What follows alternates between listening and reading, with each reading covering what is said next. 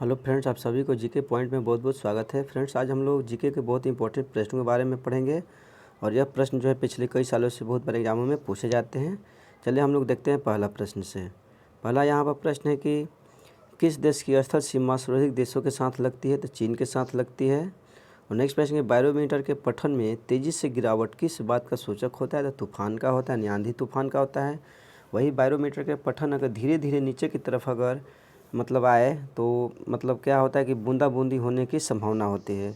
वही अगर बैरोमीटर का जो पारा जो होता है धीरे धीरे अगर ऊपर की तरफ अगर चढ़े तो मौसम साफ रहने की अनुमान लगाई जाती है।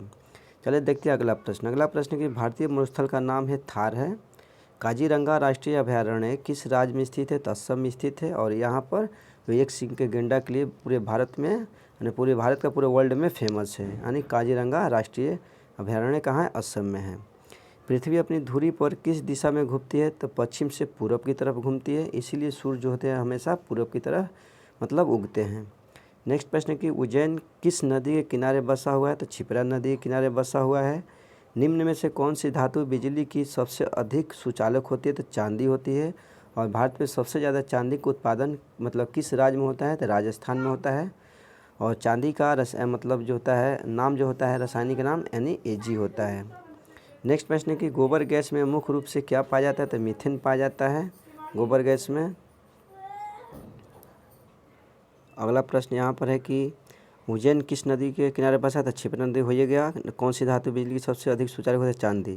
तो नेक्स्ट प्रश्न यहाँ पर है कि गोबर गैस में मुख्य रूप से पाया जाता है मीथेन पाया जाता है। नेक्स्ट प्रश्न है कि स्वतंत्रता मेरे जन्मसिद्ध अधिकार है और मैं इसे लेकर रहूँगा, किसने कहा था? तो लोकमान्य तिलक ने कहे थे स्वतंत्रता मेरा जन्मसिद्ध अधिकार है और इसे मैं लेकर रहूँगा। राज्यसभा के सदस्य का चुनाव कितनी अवधि के लिए किया जाता है? तो 6 वर्ष की अवधि के लिए किया जाता है। और इनकी आयु की अगर बात करें तो अधिकतम इनकी आयु 30 वर्ष होनी चाहिए राज्यसभा के सदस्य होने के लिए। और नेक्स्ट प्रश्न देखते हैं हम लोग। अगला यहाँ पर प्रश्न है कि हिंदी भाषा की लिपि कौन सी है? तो देवनागरी लिपि है। हमारी आकाशगंगा का नाम क्या है? तो दुग्ध मेखला मेखला या मिल्की वे। हिंदी भाषा का पहला समाचार पत्र कौन सा था? तो उदंत मार्तंड था। और नेक्स्ट प्रश्न हम लोग देखेंगे। हम लोग नेक्स्ट प्रश्न देखते हैं। अगला प्रश्न यहाँ पर है कि हिंदी भाषा का पहला समाचार पत्र कौन सा था? तो उदंत मार्तंड था।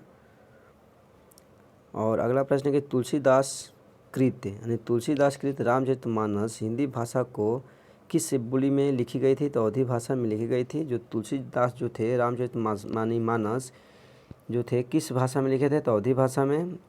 और नेक्स्ट प्रश्न है कि 118 आधुनिक ओलंपिक खेलों की शुरुआत कब और कहाँ से हुई थी? तो एथेंस यूनान में हुई थी 1896 में। बहुत इंपॉर्टेंट प्रश्न बहुत बार एग्जाम में पूछे गए हैं कि आधुनिक ओलंपिक खेलों की शुरुआत कब से कब हुई थी और कहाँ पर खेले गए थे? तो एथेंस में खेले गए थे यूनान में, जो 1896 में हुआ था। भारत ने किस खेल में ओलंपिक खेलों में 8 बार स्वर्ण पदक जीता है? तो हॉकी में। भारत ने आखिरी बार हॉकी में स्वर्ण पदक कब और कहाँ जीता था? तो 1980 में जीता था मॉस्को में यानी रूस में। और नेक्स्ट प्रश्न देखते हैं हम लोग। ओलंपिक खेलों का आयोजन कितने वर्षों के बाद होता है? तो 4 वर्षों के बाद होता है ओलंपिक खेलों का आयोजन। अंतर्राष्ट्रीय ओलंपिक समिति का मुख्यालय स्थित है लुसाने यानी स्विट्जरलैंड में। सन 2012 में ओलंपिक खेल कहाँ हुए थे? लंदन में हुए थे। ओलंपिक ध्वज में कितने गोले होते हैं? तो 5 गोले होते हैं, जो 5 यानी महाद्वीपों के प्रतिनिधित्व करते हैं। एक ओलंपिक में सर्वाधिक स्वर्ण पदक जीतने वाला खिलाड़ी होता है यानी कौन सा है? तो माइकल फेल्प्स हैं, जो अमेरिका के तैराकी हैं। यही जो है एक ओलंपिक में सर्वाधिक स्वर्ण पदक जीतने का रिकॉर्ड है। सन 2020 में ओलंपिक खेल कहाँ होंगे? तो टोक्यो ने जापान में। अभी तो 2020 कैंसिल हो गया है और यह प्रस्तावित है 2021 में टोक्यो जो है जापान में खेला जाएगा। सन 2012 के ओलंपिक खेलों में कांस्य पदक जीतने वाले साइना नेहवाल का संबंध किस खेल से है? तो बैडमिंटन से है। और नेक्स्ट प्रश्न है कि भारत ने ओलंपिक खेलों में पहली बार किस वर्ष भाग लिया था? तो 1900 ईस्वी में भारत ने ओलंपिक में पहली बार भाग लिया था। ओलंपिक खेलों में पदक जीतने वाली पहली भारतीय महिला का नाम है कर्णम मल्लेश्वरी है, जो बहुत इंपॉर्टेंट प्रश्न है। बैक टू द वेद यानी वेदों की ओर लौटो का नारा किसने दिया था? तो स्वामी दयानंद सरस्वती ने वेदों की ओर लौटो का नारा दिया था। प्रसिद्ध झंडा गीत यानी झंडा ऊंचा रहे हमारा की रचना की है श्यामलाल गुप्त पार्षद ने। पशुओं में मिल्क फीवर बीमारी किसकी कमी के कारण होता है? तो कैल्शियम की कमी से होता है। मानव शरीर के किस अंग द्वारा यूरिया का रक्त से फिल्टर किया जाता है? यानी गुर्दे यानी किडनी से फिल्टर किया जाता है। किस एकमात्र भारतीय को अर्थशास्त्र में नोबेल पुरस्कार मिला है? तो प्रोफेसर अमर्त्य सेन को दिया गया है। भारत रत्न उस्ताद बिस्मिल्लाह खान किस वाद्य यंत्र के यानी वादन में विख्यात है? तो शहनाई वादन के यंत्र में विख्यात है। और अगला प्रश्न देखेंगे हम लोग। नेक्स्ट प्रश्न कि भारत के अंतिम गवर्नर जनरल थे यानी सी राजगोपालाचारी। भिलाई इस्पात संयंत्र का निर्माण किस देश के सहयोग से किया गया था? तो रूस के सहयोग से किया गया था, जो छत्तीसगढ़ में स्थित है भिलाई संयंत्र यानी इस्पात संयंत्र है। उत्तरी ध्रुव में भारत के अनुसंधान केंद्र का नाम है हिमाद्री।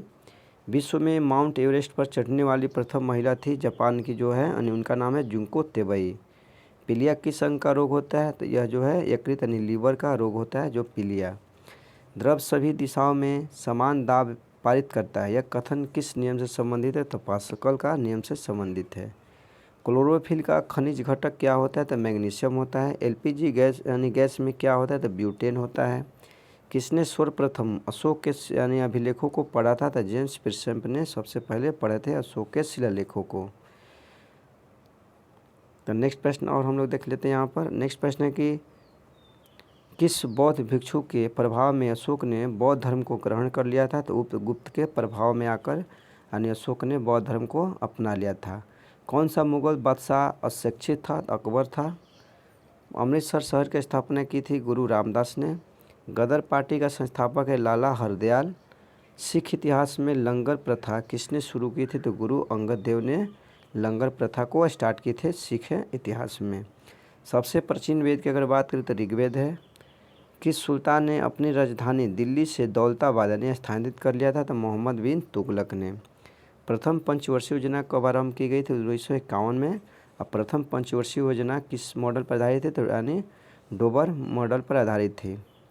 और दूसरी जो पंचवर्षीय योजना जो थी किस मॉडल पर आधारित थी? तो महालनोबिस यानी पीसी महालनोबिस मॉडल पर आधारित थी। और नेक्स्ट प्रश्न हम लोग देखेंगे। नेक्स्ट प्रश्न है कि चीनी यात्री हेनसांग किस विश्वविद्यालय में अध्ययन किया था? तो नालंदा में। कौन सा रक्त समूह सर्वाधिक यानी दाता कहलाता है? तो वो जो होता है सर्वाधिक सर्वदाता कहलाता है। और ये भी जो होता है सर्वग्राही कहलाता है, यानी जिसका मतलब ब्लड ग्रुप जो ओ होता है वो किसी को रक्त दान कर सकता है, और जिसका ब्लड ग्रुप अगर ए बी होता है वो किसी से ब्लड ग्रुप को ले सकता है। मनुष्य के शरीर में कितनी हड्डियां होती है? तो 206 होती है। सूर्य के प्रकाश से कौन सा विटामिन प्राप्त होता है? तो विटामिन डी प्राप्त होता है। मादा एनाफिलीज मच्छर के काटने से कौन सा रोग होता है? तो मलेरिया होता है। टेलीफोन का आविष्कार किसने किया था? तो अलेक्जेंडर ग्राहम बेल ने टेलीफोन का आविष्कार किया था। प्रकाश की गति कितनी होती है? तो होती है 3 लाख किलोमीटर प्रति सेकंड होती है। पृथ्वी सूर्य का चक्कर लगाती है, यह सबसे पहले किसने बताया था? कोपरनिकस ने बताया था कि सूर्य जो होती है पृथ्वी जो होती है सूर्य का चक्कर लगाती है। प्रकाश वर्ष का संबंध किससे होता है? तो खगोलीय दूरी से संबंधित होता है प्रकाश वर्ष का। तो फ्रेंड्स, आप लोगों को वीडियो कैसा लगा? अच्छा लगा तो लाइक सब्सक्राइब करना मत भूलिएगा। मिलते हैं आप लोगों से नेक्स्ट वीडियो में, तब तक के लिए दोस्तों बाय।